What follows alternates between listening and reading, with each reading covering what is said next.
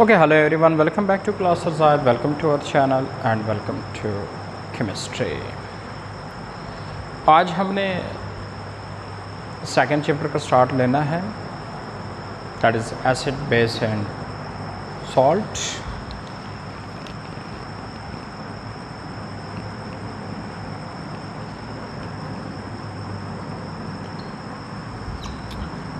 इससे पहले हमारा पहला चैप्टर केमिकल इक्विलिब्रियम ख़त्म हुआ.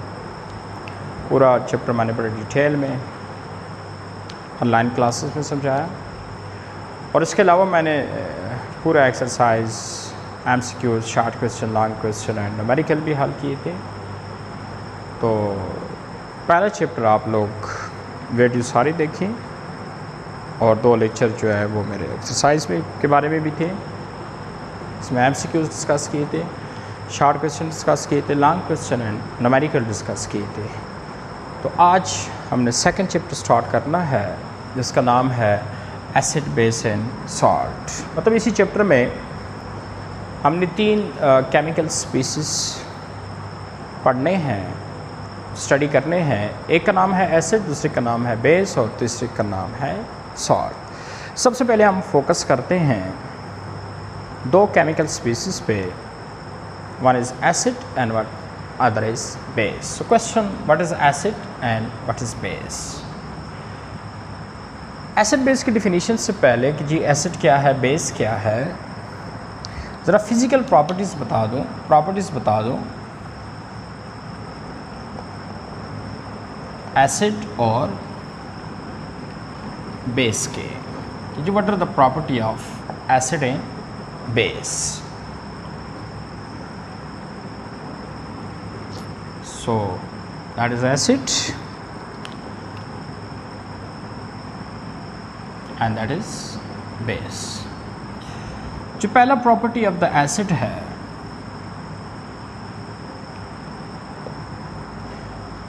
वो है टेस्ट. कि जो एसिड का टेस्ट होता है वो सोर होता है, तुर्श. जो टेस्ट ऑफ द एसिड होता है दे आर सोर टेस्ट. लेकिन जो टेस्ट ऑफ द बेस होता है they are bitter taste. Base B, base भी बी से शुरू होता है और बेटर भी बी से. इस तरह याद रखिए, बहुत इंपॉर्टेंट एमसीक्यूज है. मुझे याद है आज से तो 3 साल पहले बोर्ड में ये 2 एमसीक्यूज आए थे इकट्ठे. एक में पूछा गया था कि एसिड टेस्ट इज डैश. तो एक ऑप्शन में सोर दिया था, एक में बैटर दिया था और 2 ऑप्शन और थे. तो एसिड का हमेशा याद रखिए जो टेस्ट होता है दे आर सोर टेस्ट और बेस का जो टेस्ट होता है they are bitter. For example जितनी भी साइट्रस फ्रूट है, लेमन वगैरह, उसमें एसिड होता है इसलिए उसका सोर टेस्ट होता है. The taste of the citrus fruit are sour. Why? Because due to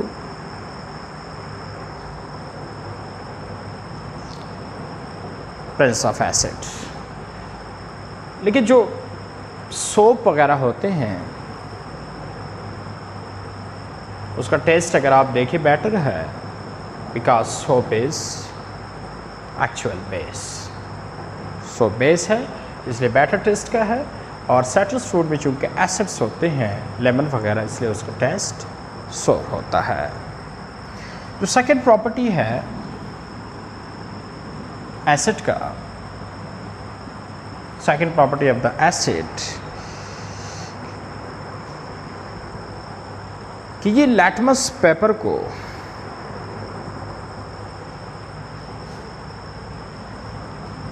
blue लैटमस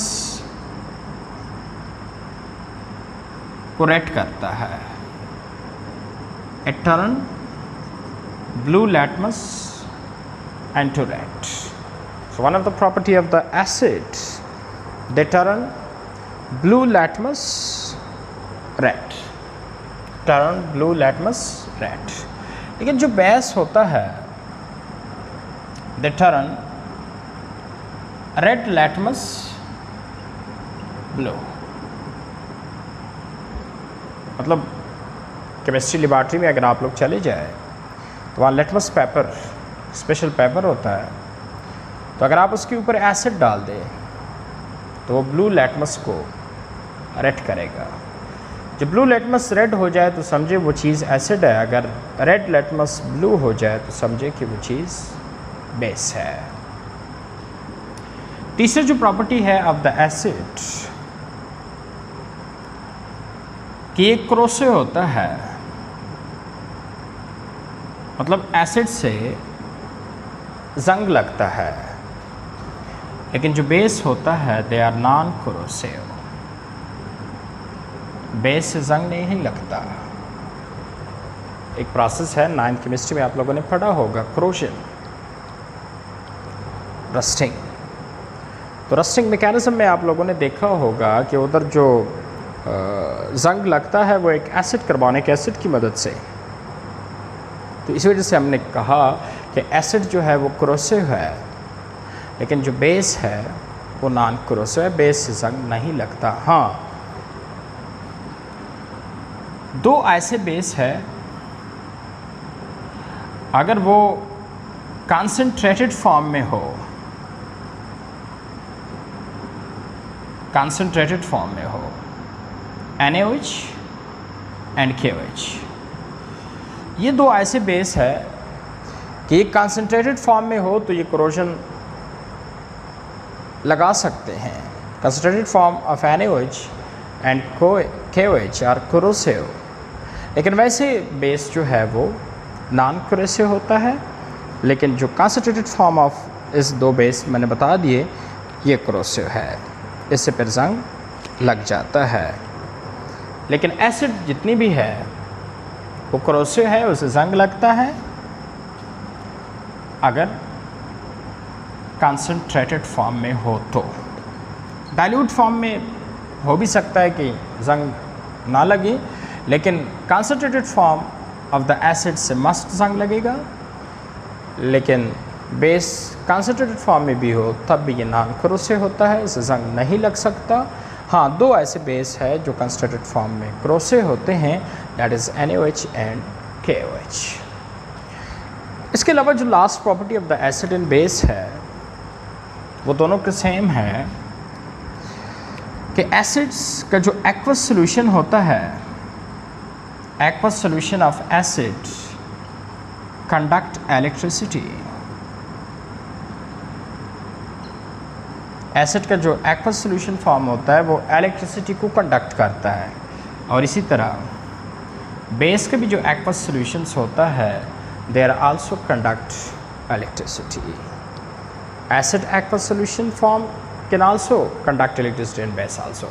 मतलब अगर आप एसिड्स को भी पानी में डाल दें या बेस को पानी में डाल दें तो दोनों का एक्वस सॉल्यूशन बन जाएगा, फिर उसमें बिजली पास होगी।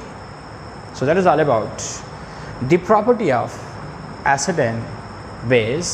Number 1 टेस्ट कि एसिड का टेस्ट सोर होता है और बेस का बैटर होता है। बहुत इंपॉर्टेंट MCQs है। जैसा कि साबुन बैटर टेस्ट का होता है क्योंकि साबुन बेस है, और सिट्रस फ्रूट, लेमन वगैरह जितनी भी है वो सोर टेस्ट के होते हैं। क्यों? क्योंकि सिट्रस फ्रूट में एसिड होता है। इसके अलावा एसिड जो है वो ब्लू लैटमस को रेड करता है, लेकिन बेस रेड लेटमस को ब्लू करता है। नेक्स्ट वीडियो में मैं लेटमस पेपर उठाऊंगा, आप देखेंगे जब उसके ऊपर मैं एसिड फेंकूँगा तो ब्लू लेटमस रेड होगा, और जब बेस फेंकूँगा तो रेड लेटमस ब्लू होगा।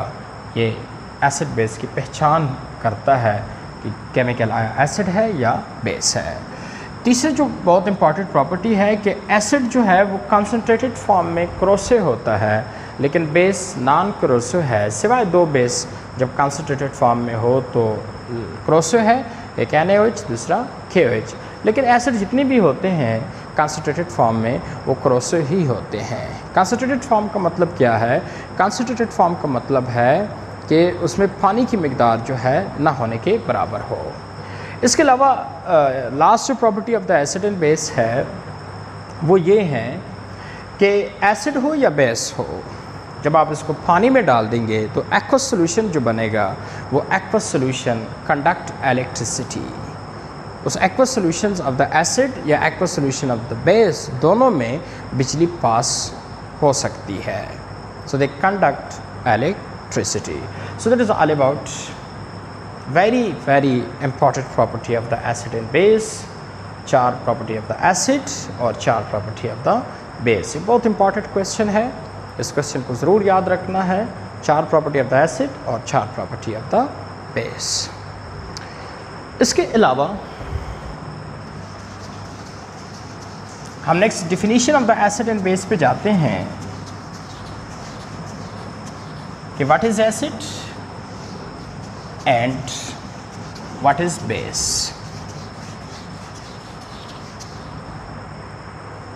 कोई कपड़ा दे दे, जी जी ये दे दे।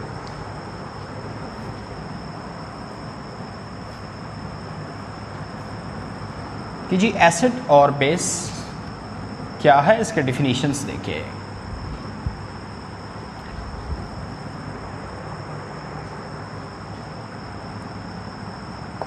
definition of acids and base। देखिए एसिड बेस को हम मुख्तलिफ तिवरी के मुताबिक डिफ़ाइन करेंगे।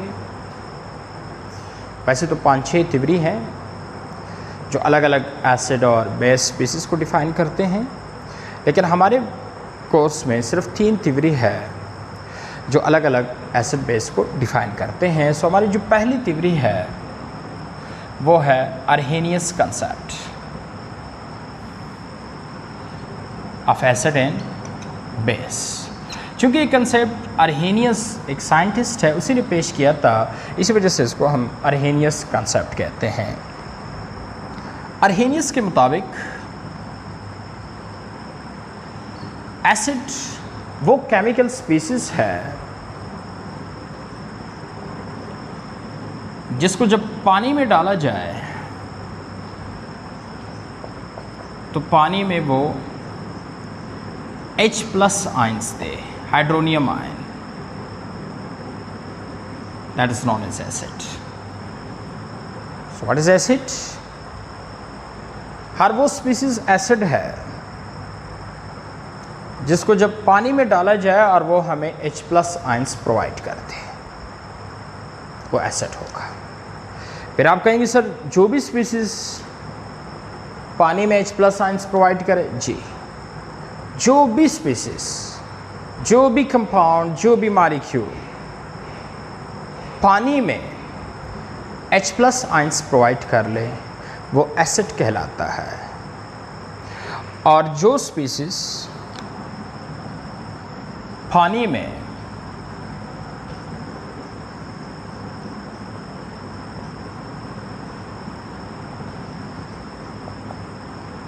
OH नेगेटिव आयंस प्रोवाइड कर ले वो बेस कहलाता है, according to Arrhenius concept. So what is acid? हर वो स्पीसीज जो पानी में H+ आयंस प्रोवाइड करे। And what is base? वो स्पीसीज जो पानी में OH negative hydroxyl ion provide कर ले वो बेस कहलाता है। ज़ाहिर बात है जब इस स्पीसीज़ को आप पानी में डालेंगे तो एक्वस सॉल्यूशन बनेगा। तो जब आप बुक में डिफिनीशंस पढ़ेंगे तो वहाँ पे लफ्ज़ लिखा होगा एक्वस सॉल्यूशन। तो एक्वस सॉल्यूशन का मतलब है द सॉल्यूशन एंड वाटर, मतलब वो सॉल्यूशन जिसमें सॉल्वेंट वाटर हो उसको हम एक्वस सॉल्यूशंस कहते हैं। तो जो स्पीसीज़ एक्वस सॉल्यूशन में H+ आयंस प्रोवाइड कर ले वो एसिड कहलाता है, और जो स्पीसीज़ एक्वस सॉल्यूशन में OH नेगेटिव आयंस प्रोवाइड कर ले लाइक NaOH की तरह वो बेस कहलाता है। बात समझ आ रही है ना? तो सिर्फ ये बेस नहीं है जो पानी में OH नेगेटिव आयंस प्रोवाइड करता है, हर वो स्पीसीज़ जो पानी में OH नेगेटिव आयंस प्रोवाइड करे वो बेस है। जैसे NaOH, KOH एंड NH4OH, बहुत सारे स्पीसीज़ है जो पानी में OH आयंस प्रोवाइड करता है, दे विल बी बेस।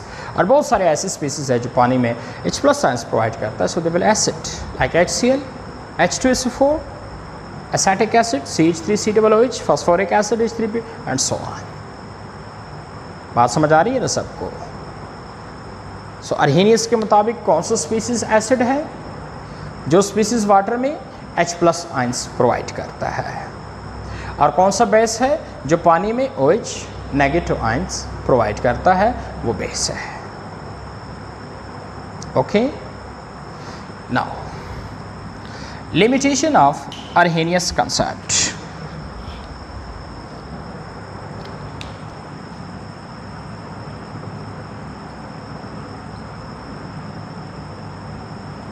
देखिए, अर्हेनियस का जो कॉन्सेप्ट है एसिड बेस के बारे में, इस कॉन्सेप्ट में एक दो कमज़ोरियाँ भी है। लिमिटेशन वीक पॉइंट को कहते हैं, कमज़ोरियों को कहते हैं। कौन सी कमज़ोरी है? सबसे बड़ी कमज़ोरी अर्हेनियस कंसेप्ट में ये है